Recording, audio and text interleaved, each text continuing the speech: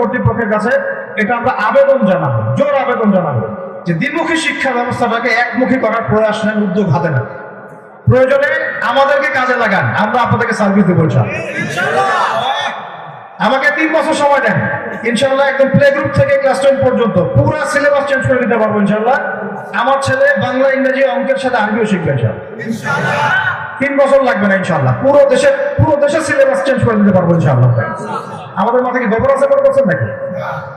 এখন ওই যে যাদেরকে বসাইছেন উপরে, তাদের চেয়ে মাথায় ঘিরু বেশি আছে আলহামদুলিল্লাহ। যে বইপত্রগুলো দিয়েছে সব বই আমি বাসায় কিনেছি স্টাডি করার জন্য। কি দিয়েছে বইপত্র? ক্লাস 9 এর বাচ্চা দেখবে ট্রেন কি জিনিস, মাইক্রোফোন কি জিনিস। আল্লাহর কসম বিশ্বাস করেন, আমাদের বাপ-দাদারা যে পড়াশোনাগুলো করেছিলেন ওই পড়াশোনার ধার কাছেও নাই আমরা এখন। আগে এসএসসি এইচএসসি পাস একজন সিনিয়র, তিনি ইংরেজিতে বরবার করে কথা বলতে পারতেন, এখন ইংলিশে মাস্টার্স একটা ছেলেকে ধরলে জিজ্ঞেস করলে বলতে পারেন। এটা তো কোনো রাষ্ট্রদ্রোহী কথাবার্তা নয়। আমরা শিক্ষা কেন্দ্রিক কথা বলছি, আমরা শিক্ষার মেরুকরণ দূর করতে চাই। আমরা চাই এমন একটা সিলেবাস আপনি আমাকে লঞ্চ করে দেন যেখানে কোরআন সুন্নাহর সাথে এই জেনারেল সাবজেক্টগুলো একসাথে থাকবে ইনশাআল্লাহ। এভাবে প্লে গ্রুপ থেকে নিয়ে এসএসসি এইচএসসি অনার্স মাস্টার্স পর্যন্ত আমাদের ছেলেরা পড়বে ইনশাআল্লাহ। তারপরে ফ্যাকাল্টি আলাদা হবে। আমি একটা এক্সাম্পল দিই, না হলে মনে করবেন যে এগুলো হয়তো এমনি গাল গল্প করছে। এই যে মালয়েশিয়া দেখেছেন, এর ক্লাস 10 এর একটা বাচ্চা ইমামতি করতে পারে। ও কোনো মাদ্রাসা পড়ে নাই, স্কুলের বাচ্চা ইমামতি করতে পারে, তেলাওয়াত সহিহ, ফিকহের মাসালা বোঝে, ওযুর ফরজ গোসল ফরজ সব জানে। একটা মানুষের দিন পালনের জন্য যা যা দরকার, যা যা মাসালাগুলো দরকার সব জানে, কোরআন তেলাওয়াত সহিহ, আরবি ভাষাও জানে, ভাষা ইমামতি করতে পারে। সে কোনো মাদ্রাসায় পড়ে নাই। তো মালয়েশিয়া কি পিছায় গেছে? মালয়েশিয়া কান্ট্রি কি পিছায় গেছে? আরো আগে গেছে, আমাদের থেকে অনেক বেশি আগে গেছে। আমরা তো একটা পূর্বাচল রাস্তা দেখি 300 ফিট, দেখে মনে করি যে সব মাশাআল্লাহ কাম সারা, তাই না? ওদের দেশের সব রাস্তায় 300 ফিট, সব রাস্তায় গলি 300 ফিট। তো ওরা কি পিছায় গেছে? শিক্ষাই জাতির মেরুদণ্ড বলে না? সত্যি শিক্ষা জাতির মেরুদণ্ড। ওই মেরুদণ্ড ভাঙার চেষ্টা করতেছে কিছু মানুষ, কিন্তু আমরা ইনশাআল্লাহ তাআলা এটা হইতে দিব না। আমরা পরামর্শ দিব, আমরা বোঝাবো, যদি তারা বোঝে আলহামদুলিল্লাহ। এবং আমার বিশ্বাস, আমাদের বিশ্বাস তারা বুঝবে ইনশাআল্লাহ। হয়তো বোঝানোর মতো মানুষ নাই, বা সেই ভাষায় কথা মানুষ বলতে পারছে না, বা সঠিকভাবে উপস্থাপন করতে পারছে না, অথবা কেউ বুঝেও না বোঝার ভান করছে, দেখেও না দেখার ভান করছে, শুনেও না শোনার ভান করছে। এর ফলাফল আমাদের সবাইকে ভোগ করতে হবে, বিশ্বাস করে। 1 নম্বর যেটা বলছিলাম এটাই, যদি উপর থেকে এরকম কোনো সিলেবাস লঞ্চ করে দেওয়া হয়, এর চেয়ে ভালো আর কিছু হতেই পারে না। তখন আমাদেরকে শিক্ষা প্রতিষ্ঠান করতে হবে না, বেসরকারি উদ্যোগে শিক্ষা প্রতিষ্ঠান গড়ার প্রয়োজন হবে না, সব দেখবেন উপর থেকেই হচ্ছে সব। এখন আমরা দোয়া করি আল্লাহ পাক যেন আমাদের ঊর্ধ্বতন কর্তৃপক্ষকে এই বুঝ দান করেন। আমিন। আজ না হোক কাল যেন অ্যাটলিস্ট হয়, আল্লাহ পাক সে তৌফিক দান করেন। এমন মানুষকে আল্লাহ পাক নিয়ে আসেন যাদের দ্বারা এই খেদমত হবে ইনশাআল্লাহ। আল্লাহ পাক তৌফিক দান করেন। কত সমস্যা আছে, এটা যদি না হয় তাহলে অপশন 2 নম্বর অপশন হচ্ছে, আমাদের যে শিক্ষা প্রতিষ্ঠানগুলো আছে বেসরকারি, মাদ্রাসা বা স্কুল ইত্যাদি, এগুলোর মধ্যে সিলেবাসে নতুনত্ব নিয়ে আসা। যে স্কুলগুলো করেছেন এগুলোর মধ্যে অ্যারাবিক ল্যাঙ্গুয়েজ, গ্রামার, কোরআন, হাদিস এগুলো ঢোকান।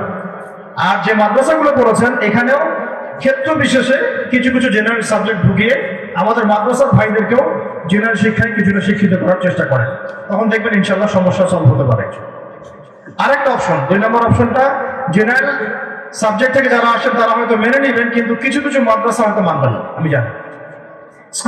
স্কুলের ভাইরা হয়তো বলবেন ঠিক আছে আমি অ্যারাবিক পড়াবো, কিন্ডারগার্টেন সেকশনের ভাইরা বলতে পারে আমি অ্যারাবিক পড়াবো, কোরআন পড়াবো, তাদের কোনো আপত্তি নাও থাকতে পারে। কিন্তু কিছু মাদ্রাসা দেখবেন আপত্তি করতে পারে, তারা হয়তো বলতে পারে ইংরেজি আমি পড়াবো না, বলতে পারে কিন্তু আমি সায়েন্স পড়াবো না, আমি আর্টস পড়াবো না, বা আমি ইকোনমিক্স পড়াবো ইত্যাদি। তো সেটা তাদের ইস্তেহাদ, সেটা তাদের মত, আমরা তো কারো মত চেঞ্জ করতে পারবো না বা প্রেশার ক্রিয়েট করতে পারবো না।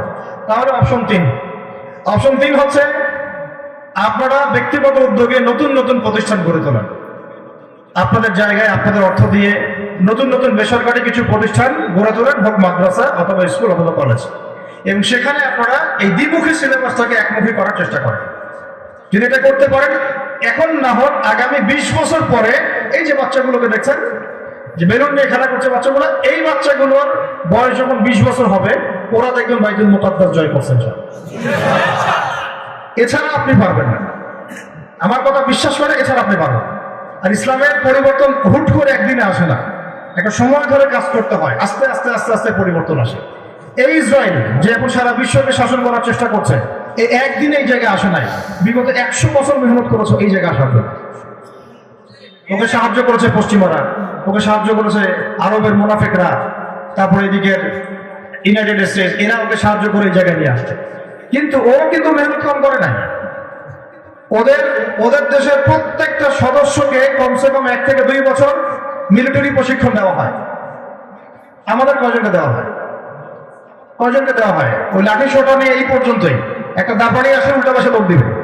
কিন্তু ইসরায়েলের এক একটা ছোট ছোট এই যে কিশোর স্কুলের কলেজের যুবক ছেলেপেলেদেরকে ওরা মিনিমাম 1 বছর সামরিক প্রশিক্ষণ দেয়, যাতে যে কোনো পরিস্থিতি ওরা সামলাতে পারে।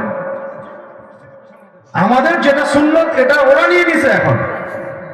নবী সাল্লাল্লাহু আলাইহি ওয়াসাল্লামের যুগে এবং সাহাবীদের যুগে ছোট ছোট বাচ্চাদেরকে তীর নিক্ষেপ করা শেখানো হতো, ঘোড়া চালানো শেখানো হতো, যুদ্ধবিদ্যা শেখানো হতো, যাতে যদি কখনো জাতি বিপর্যয়ের সম্মুখীন হয় তারা যেন প্রতিহত করতে পারে। তো এইটা তো নাই হয়ে গেছে আস্তে আস্তে, ওরা নিয়ে নিছে এখন। যাই হোক, ওইদিকে আমরা যাচ্ছি না, মূল কথাতে আসি যে আমরা যদি শিক্ষা ব্যবস্থাটাকে এভাবে পরিবর্তন করতে ব্যর্থ হই, আগামী 20 বছর পরে দেখবেন এমন একটা প্রজন্ম আসছে, এখন তো কমসে কম সালাম দিচ্ছে, ওই সময় সালামও দিবা। ঠিক বলেন না, এটাই বাস্তব কথা। এখন যে প্রজন্মটা দেখছেন সারাদিন ফোন নিয়ে বসে থাকে, 4-5 জন বসে আছে, সবার হাতে একটা করে ফোন, মাঝখানে একটা ফোন কি জানি কোথাকুতি করতেছে, ঠিক আছে? বাইকে বসেও ফোন, রাত্রে সারা রাত ফোন, গার্লফ্রেন্ডের সাথে চ্যাটিং, টিকটক, এই যে পাবজি। ফোন যদি ওর কাছে কেড়ে নিয়ে 3 দিন রেখে দেন কোন জেলখানায়, পাগল হয়ে যাবে। পাগলা করে দেওয়ার দরকার হবে না, 3 দিন খালি ফোনটা নিয়ে রেখে দেন, দেখবেন মাথার তার ছিঁড়ে গেছে, থাকতে অস্থির হয়ে যাবে। এই জেনারেশনটা তৈরি হয়েছে বিগত 30 বছরের মেহনতে। পশ্চিমাদের বিগত 20-30 বছর মেহনত করে ওরা এই প্রজন্মটা তৈরি করছে। আমাদের এটা একদিনে হয় না। এখন যদি আমরা এখন মেহনত ছেড়ে দিই, পরের 20 বছরে গিয়ে দেখবেন একদম বিকলাঙ্গ একটা প্রজন্ম চলে আসছে, সালামও দিতে পারবে না। কিন্তু আমরা ইনশাল্লাহ সেটা হতে দিব না, ইনশাল্লাহ। এই জন্য কি দরকার? জ্ঞানতাত্ত্বিক একটা বিপ্লব দরকার। এই জন্য বিভিন্ন জায়গায় আপনারা নট নেসেসারি যে এই প্রতিষ্ঠানেই আপনার বাচ্চাকে দিতে হবে, জরুরি না।